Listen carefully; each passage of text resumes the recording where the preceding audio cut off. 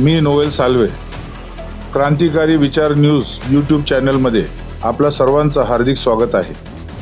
आता आपण जाणून घेणार आहोत की कसे रात्री उशिरापर्यंत उल्हासनगर सेंट्रल पोलीस स्टेशनच्या हद्दीत अनेक डान्स बार रात्री उशिरापर्यंत राजरोसपणे चालतात। मुळात असे अनेक डान्स बार आहेत ज्या ऑर्केस्ट्रा बारच्या नावाने चालतात, परंतु त्या बारमध्ये केवळ ऑर्केस्ट्रा नसून इथे अश्लील नाच गाणे होत असतात।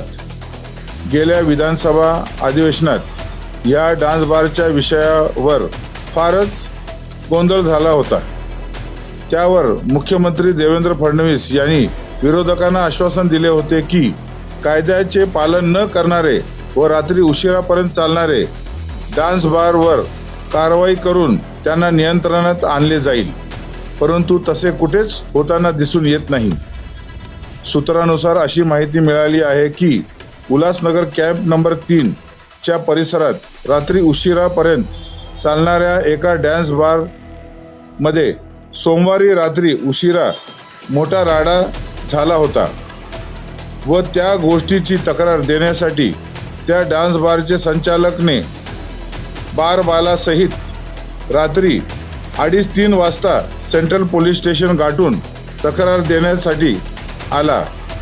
याचा अर्थ सरळ आहे की या भागात रात्री उशिरापर्यंत डान्स बार चालतात।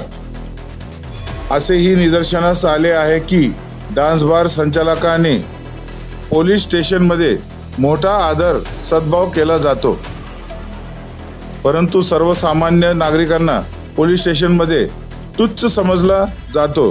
ही गोष्ट दुर्भाग्यपूर्ण आहे। उल्हासनगर, कल्याण, डोंबिवली या भागात उशिरापर्यंत चालणारे डान्स बारमुळे तरुण पिढीच्या आयुष्याचे सत्यानाश होत आहे आणि ते मुले वाम मार्गाला लागतात।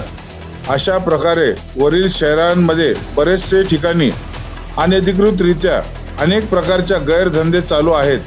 म्हणून मुख्यमंत्री व गृहमंत्री देवेंद्र फडणवीस यांनी डान्स बारवर तसेच इतर गैरधंदेला लवकरच आळा घालावा आणि उशिरापर्यंत डान्स बार चालणारे व अवैध धंदे चालणाऱ्या ठिकाणी च्या पोलीस अधिकाऱ्यांवर कडक कारवाई करण्यात यावी, अशी एकंदरीत सर्वसामान्य नागरिकांची भावना आहे।